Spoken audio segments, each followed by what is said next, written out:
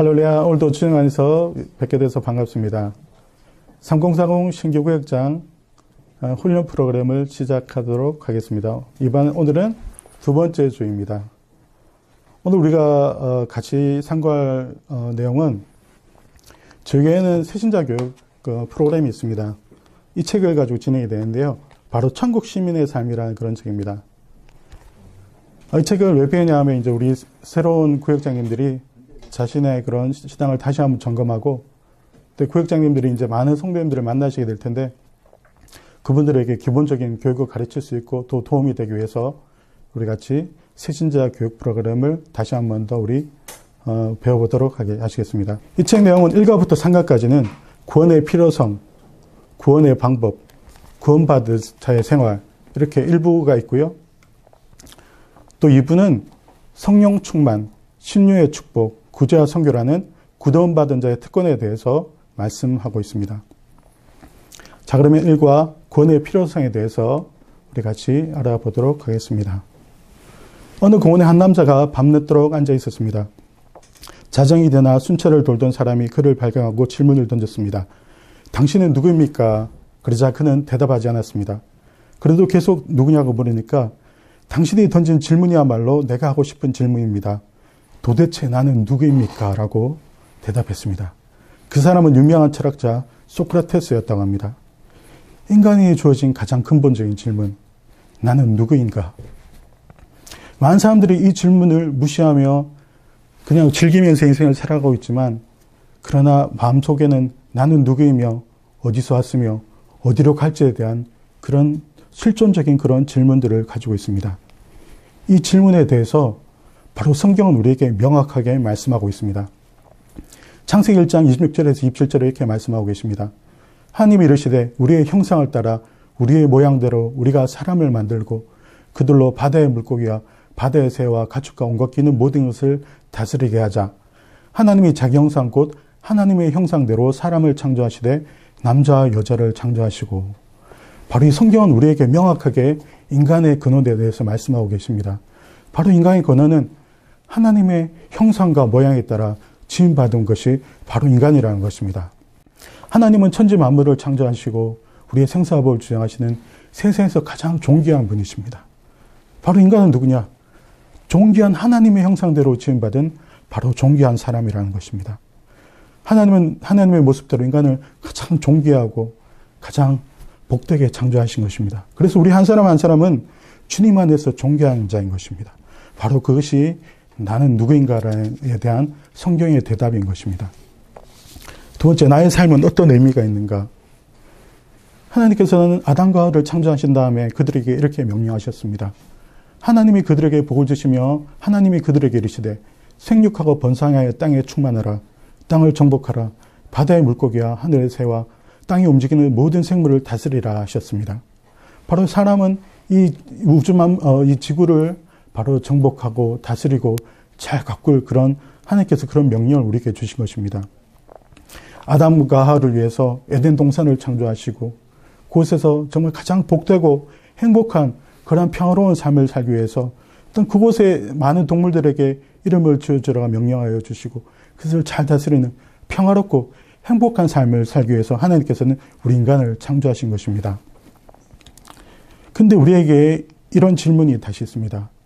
하나님 인간에게 복 주시고 형통하게 창조하셨는데 왜 현실의 삶은 그렇지 아니한가? 왜 현실의 고통과 고난이 존재하는가? 왜 현실의 불합리한 많은 것들이 우리 눈에 보이는가? 바로 그것에 대한 질문을 성경은 말씀하고 있습니다. 로마서 3장 23절 이렇게 말씀하고 계십니다. 모든 사람이 죄를 범하였음에 하나님의 영광에 이르지 못하더니 또한 로마서 5장 12절에 이렇게 말씀하고 있습니다. 그러므로 한 사람으로 말미암아 죄가 세상에 들어오고 죄로 말미암아 사망이 들어왔나니 이와 같이 모든 사람이 죄를 지었으므로 사망이 모든 사람에게 이르렀느니라. 하나님은 평화롭고 동물들과 공존하고 아름다운 자연 가운데서 인간을 창조하도록 만드셨지만 바로 하나님 인간의 죄로 인해서 이 세상은 고통받고 바로 불의가 넘쳐나는 곳이 되었던 것입니다. 바로 아담의 그런 불순종의 죄, 그 죄로 인해서 이 세상 인간은 고통받게 되고 이 세상은 고통받는 그런 장소가 된 것입니다. 인간의 그런 불순종으로 인해서 인간은 하나님과 떨어진, 하나님과 분리된 그런 사람이 되었습니다. 그리고 성경 말씀에 죄의 삭은 사망이라고 말씀하고 있습니다. 죄에는 형벌이 있는 것입니다. 히브리서 9장 20절에 이렇게 말씀하고 계십니다. 한 번 죽는 것은 사람에게 정하신 것이요 그 후에는 심판이 있으리니 말씀하고 계십니다. 인간이 순수하게 죄 없이 살 때는 아담 동산에서 영원히 주님과 동행하며 영원히 살 수 있었지만 죄로 인해서 하나님으로 떨어진 다음에는 인간은 바로 심판의 자리에 이제 들어서게 되는 것입니다. 그래서 이제 영원히 살지 못하고, 이 땅에서 영원히 살지 못하고, 바로 이제 심판의 자리에 인해서 바로 형벌을 받을 수 없는 그런 위치가 된 것입니다. 그뿐만 아니고, 이제 인간은 하나님으로부터 떨어졌기 때문에 낙원에서 나온 다음에 이제 질병으로 고통받게 되었습니다. 그래서 이 세상엔 원래 하나님께서 만드신 인간은 행복하고 건강하게 살아가는 그런 존재로 태어났지만, 이제 하나님께 분리됨으로 말미암아 육신의 죽음, 그리고 질병으로 인해 고통받게 된 것입니다. 그뿐만 아니고 창세기 3장 17절 이렇게 말씀하고 계십니다. 아담에게 이르시되 내가 내 아내의 말을 듣고 내가 내게 먹지 말라 나무의 열매를 먹었은즉 땅은 너로 말미암아 저주를 받고 너는 평생에 수고하여 그 소산을 먹으리라 이렇게 말씀하고 계십니다. 바로 아름답게 창조된 지구도 인간이 죄를 지음으로 하나님께 분리됨으로 말미암아 땅에도 저주가 임한 거예요. 그래서 그 땅에도 환경의 그런 변화들, 그리고 땅에도 그런 많은 기후의 변화들로 인해서 바로 고통받게 된 것입니다. 이 모든 것의 시작이 바로 하나님께 불순종한 그런 죄로 인해 시작된 것입니다.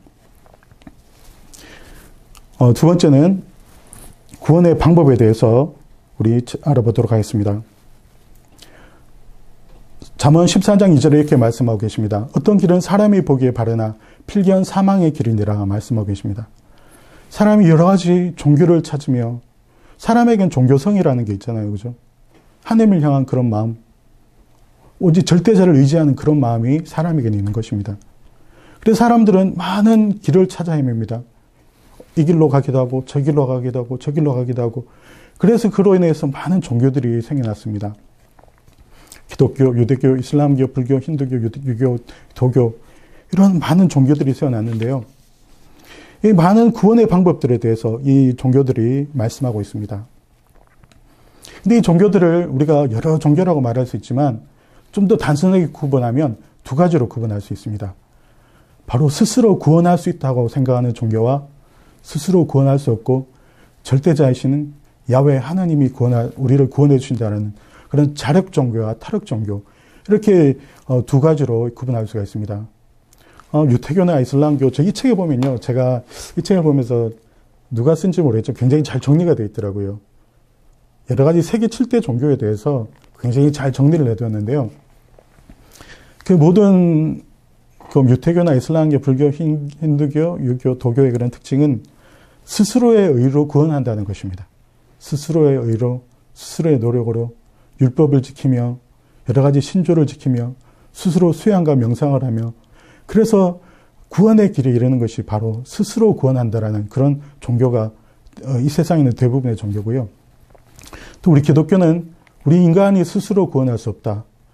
바로 하나님의 그런 은혜로 구원받았고 우리가 예수님을 믿음으로 구원받을 수 있다는 바로 하나님으로부터의 구원을 강조하는 것이 바로 기독교입니다. 여기서 우리가 이제 스스로 질문해 봐야 될 것 같습니다. 우리 인간이 스스로 구원할 수 있을까요? 우리 인간에 수많은 사람들이 있었지만 그 사람들이 스스로 영원한 생명에 이룰 수 있었을까요? 성경에 보면 하나님은 정말 흠도 없고 티도 없으신 바로 그분이 하나님이라고 말씀하고 계십니다. 우리 산상수훈에 보면요. 하나님의 의에 대해서 말씀하고 계시죠. 하나님의 의에 대해서는 예수님이 말씀하신 의로움은 우리가 생각으로도 죄를 짓지 말아야 된다는 거예요. 그죠? 우리가 다른 사람이 오른밤을 때리면 왼밤을 돌려대야 된다는 거예요. 그죠? 오리를 가면 심리를 가야 된다는 거예요.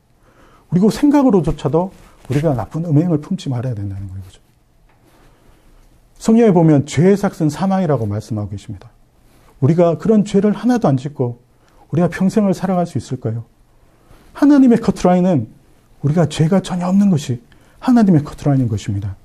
우리가 죄가 전혀 없어야만이 천국에 들어갈 수 있는 거예요. 그죠? 성경에 보면 모든 인간은 죄를 짓는다고 이렇게 말씀하고 계십니다. 우리 인간은 그런 죄에서 벗어날 수가 없는 거예요. 그죠?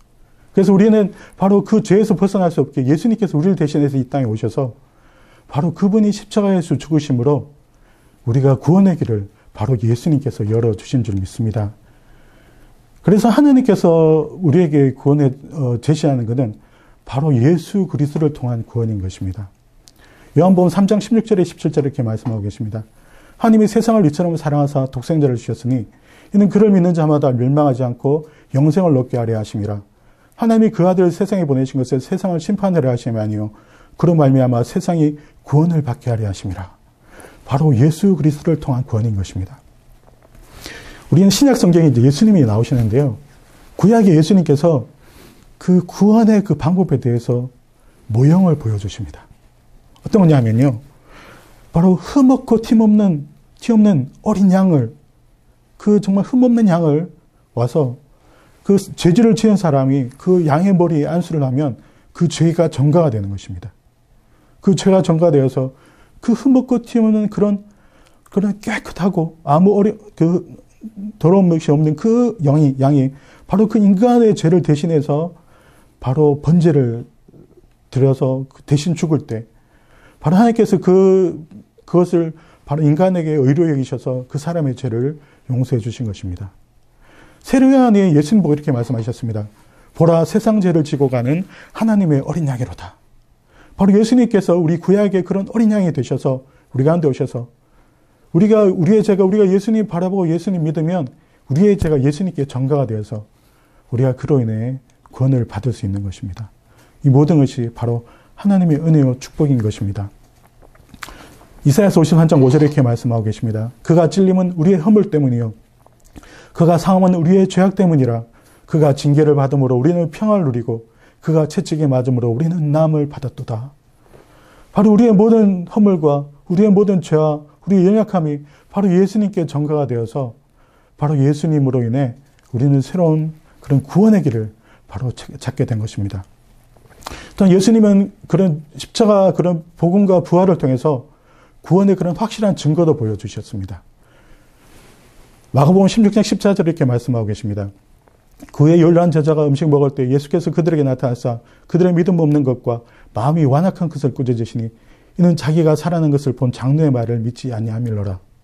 또한 고린도전서 15장 20절에 이렇게 말씀하고 계십니다. 그러나 이제 그리스도께서 죽은 자 가운데서 다시 살아나사 잠자는 자들의 첫 열매가 되셨도다. 예수님은 십자가 산상에서 돌아가신 후에 다시 3일 만에 부활하셨습니다. 3일 부활하셔서 그의 제자들에게 보이시고 많은 사람들에게 보여주신 것입니다.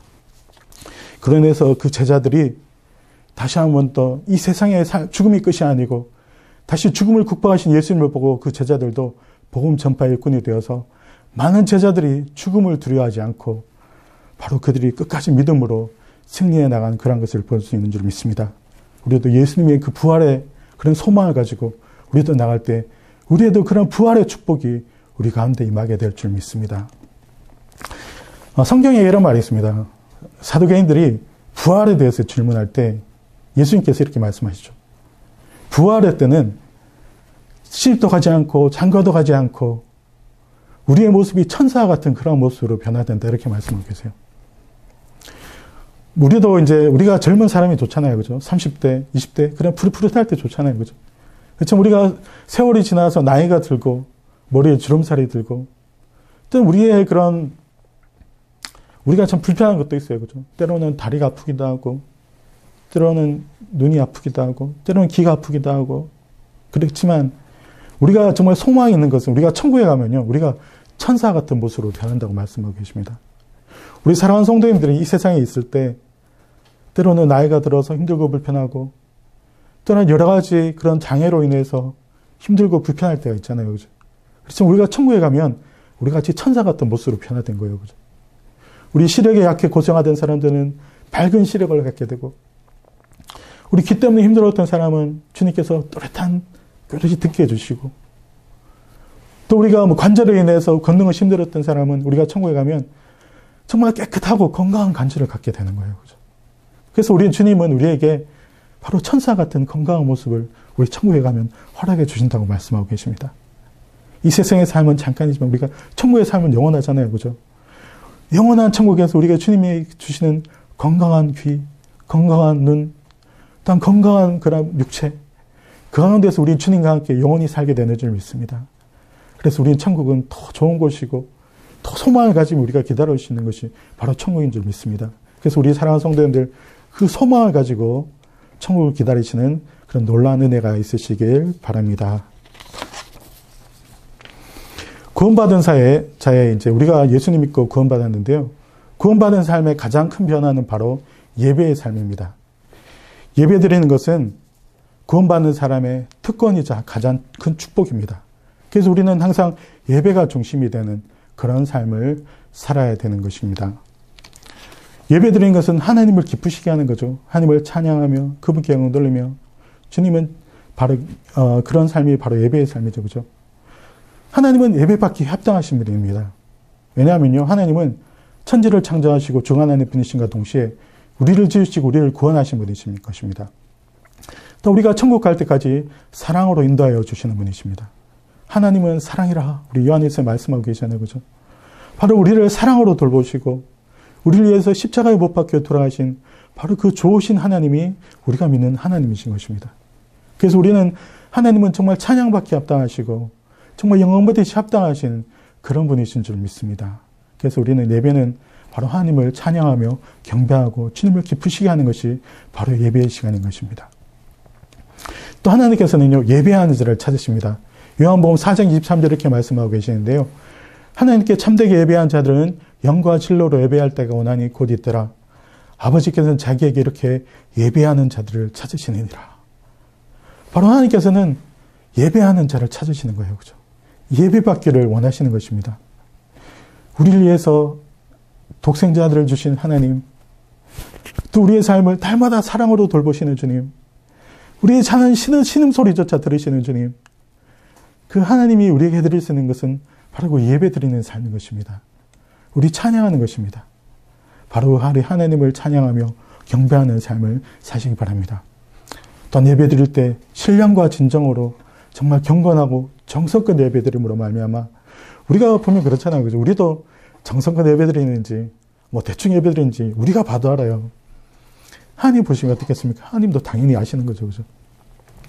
우리가 정말 먼 곳에서 와서 교회에 와서 또 때로는 막 더울 때도 있고 추울 때도 있지만 곳에서 와서 주님께 예배드리며 새벽에 주님을 만나기 위해서 오는 것, 또는 주일마다 오는 것, 바로 그것도 하나님께서 아실 것입니다. 우리의 수고, 우리 누구누구가 나를 예배하려고 이 추운 날, 이 더운 날 멀리 찾아와서 나를 예배하는 거다. 바로 그런 마음을 하나님께서 아실 거예요. 그죠? 그래서 우리가 정성껏 우리가 예배드린다면 그것을 통해서 주님께서 기뻐하실 줄 믿습니다. 예배는 하나님과의 영적인 교제가 이루어지는 통로입니다. 예배를 통해서 전능하신 하나님을 찬양하고 하나님의 말씀을 들을 때 영적인 교제가 이루어지는 것입니다. 우리 하나님을 인격적으로 만나라고 말했잖아요. 그죠? 개인적인 만남이 하나님과의 만남이 필요한 거예요. 우리가 때로는 하나님께 얘기하고 또는 우리가 하나님의 그런 개인적인 나에게 말씀하시는 말씀을 듣고 우리 그 교제라는 것은 만남이라는 것은 쌍방간의 커뮤니케이션이 이루어지는 거예요. 그죠? 우리가 하나님께 찬양하고 경배하고 기도드리면 하나님께서 우리에게 또 말씀해 주시고 응답해 주시는 거예요. 그죠? 그런 개인적인 그런 만남을 통해서 우리는 하나님과의 그런 아름다운 만남을 이루어질 수 있는 줄 믿습니다. 또한 구원받은 자의 특징은 우리가 말씀 생활을 할 수 있다는 것입니다. 우리가 말씀을 통해서 그 하나님의 은혜와 하나님의 뜻을 깨달아 할 수 있는데요. 마태복음 4장 4절에 이렇게 말씀하고 계십니다. 예수께서 대답하여 이르시되 기록되었으되 사람이 떡으로만 살 것이 아니요 하나님의 입으로부터 나오는 모든 말씀으로 살 것이니라 이렇게 말씀하고 계십니다. 인간은 의미를 추구하는 존재입니다. 사람이 잘 먹고 잘 산다고만 해서요. 그것이 끝이 아니죠. 그죠? 잘 먹고 잘 살게 해서 그것으로 인해 만족한다면 뭐 돼지야 무엇이 틀린 게 있겠습니까? 짐승과 뭐가 틀리겠습니까? 인간이 바로 영적인 존재이기 때문에 인간은 삶의 의미를 추구하는 거예요. 그죠? 바로 우리가 하나님의 말씀을 통해서 우리 삶의 의미와 하나님의 음성을 듣고 우리 하나님이 주시는 그런 위로와 평안을 누릴 수가 있습니다. 말씀을 우리가 묵상할 때 주님 주시는 그런 세상에 줄 수 없는 그런 평안과 은혜를 체험할 수가 있습니다. 사도행전 17장 11절 이렇게 말씀하고 계십니다. 베레아에 있는 사람들은 데살로니가에 있는 사람들보다 더 너그러워서 간절한 마음으로 말씀을 받고 혹시 그러한가 하여 날마다 성경을 상고함으로 이렇게 말씀하고 계십니다. 베레아에 있는 사람들은 성경을 상고한 거예요. 그죠? 우리가 말씀을 읽을 때 우리 때로는 이렇게 속독도 필요하지만 말씀을 상고하는 것이 필요합니다. 우리 이제 흔히 하는 교회 용어로 묵상이라고 말하죠. 그죠? 말씀을 끊임없이 되새기는 거예요. 그죠? 되새기고 그 말씀이 숨은 뜻이 무엇인가? 이 말씀을 통해서 하나님이 나에게 하시고자 하는 말이 무엇인가? 바로 그것을 깊이 있게 묵상하는 것입니다. 저는 개인적으로 이제 큐티를 하면요, 참 희한하게 진짜 그날 꼭 필요한 말씀 하나님께서 주시더라고요. 이게 정말 너무 신기하게 그렇게 주시더라고요. 우리가 하나님의 말씀을 깊이 있게 묵상하면요, 하나님께서 정말 그날 필요한 말씀을 주세요. 그날 나에게 필요한 말씀, 내가 정말 용기를 가지고 이 세상에 나와서 주의 자녀로서 나가서 필요한 말씀, 그러한 말씀을 주시는 것입니다. 그래서 우리가 이제 말씀을 읽을 때 우리가 여러 가지 방법이 있습니다. 때로는 이렇게 빨리 속독하는 방법도 있고, 정독할 때도 있고, 때로는 한 단어, 또한 한 구절, 또 한 장을 가지고 깊이 있게 묵상할 때 우리는 그 가운데서 하나님이 우리에게 주시는 소중한 말씀을 들을 수 있는 줄 믿습니다. 또 우리가 말씀을 읽을 때 말씀에 순종하는 삶을 살아야 되는 것입니다. 말씀을 아는 것, 듣는 것에서 멈추는 것이 아니라 순종하는 삶을 사는 것이 성공적인 신앙생활의 비결입니다. 우리 하나님 어떤 분이십니까? 천지 만물을 지으시고 인간의 생사화복을 주장하시는 분이십니다. 성경에 나오는 그런 많은 정말 기적을 체험한 사람들이 그들이 하나님의 말씀을 순종했을 때 그들이 하나님의 놀라운 기적을 체험할 수가 있었습니다. 우리 인간이 한 치 앞도 10분의 1도 모르잖아요. 그죠? 그래 하나님은 영원 전부터 영원 후까지 일을 하시는 전지, 전능 하신 분이십니다. 모든 것을 하시고 모든 능력을 행할 수 있는 분이십니다. 우리가 그 주님의 그 뜻을 따라갈 때 우리 주님과 함께 기적을 체험하는 삶, 놀라운 하나님의 은혜를 체험하는 삶, 또 하나님의 기적을 체험하는 그런 삶을 살아갈 수 있는 줄 믿습니다. 또한 우리 크리스찬들에게 주어진 가장 큰 축복 가운데 하나는 바로 기도 생활인 것입니다. 히브리서 11장 6절에 이렇게 말씀하고 계십니다. 믿음이 없이는 하나님을 기쁘시게 하지 못하니 하나님께 나아간 자는 반드시 그가 계신 것과 또한 그가 자기를 찾는 자들에게 상 주시니심을 믿어야 할지니라 말씀하고 계십니다. 우리가 정말 믿음을 가지고 주님 앞에 나갈 때 주님께서 우리의 기도를 응답하여 주시고 우리의 고통도 해결하여 주시고 우리의 상처도 감싸 주시고 우리의 삶을 축복으로 인도해 주시는 놀라운 주님이신 줄 믿습니다. 저희 애기들이 보통 그렇잖아요. 애기들이 막 다치거나 상처를 입으면요. 막 울면서 부모에게 다가요. 부모에게 와가지고 막 울잖아요. 그죠? 우리 그래 어떡합니까? 그때 우리 애기들을 상처를 호호 불어주고 우리 애기들을 막 안아주잖아요. 그죠? 저는 기도가 그런 게 아닌가 생각이 듭니다. 우리가 삶에 시달리고 삶에 찌들릴 때 우리가 고통받고 힘든 것 우리 좋으신 하나님께 우리가 가지고 나가면 주님께서 우리를 위로해 주시고 우리를 축복해 주시고 다시 이 세상을 살아갈 용기를 허락해 주시는 주님이신 줄 믿습니다. 복음 전도자 D.L. 무디가 하루는 서재에 앉아 글을 읽고 있었습니다. 5살난 그의 아들이 들어왔습니다. 무디는 아들이 자기 일을 방해하지 않기를 바라며 뭘 원하니 해야 하고 물었습니다. 그러자 그의 아들은 아무것도 원하지 않아요. 아빠와 함께 있고 싶어서 들어왔어요. 라고 대답했습니다. 그러고 나서 바다에 앉아 조용히 놀기 시작했습니다. 무디는 이런 아들의 모습에서 하나님의 임재 가운데 거하는 성도들의 모습을 발견했습니다. 무디의 아들은 단지 그의 아버지가 있는 곳에 있기를 원했던 것입니다. 우리도 하나님의 임재가 있는 예배를 사모하며 하나님과 영적인 교제를 하며 바로 하나님과 함께하는 그런 생활을 하는 것이 바로 기도의 생활인 줄 믿습니다. 우리가 하나님과 함께하는 것이 너무 좋고 하나님과 함께하는 것이 너무 기쁘고 하나님과 함께하는 것이 너무 위로가 되는 바로 그런 생활, 바로 그런 생활의 비결이 바로 기도의 생활인 줄 믿습니다. 기도를 통해서 하나님의 큰 은혜를 체험하시기 바랍니다.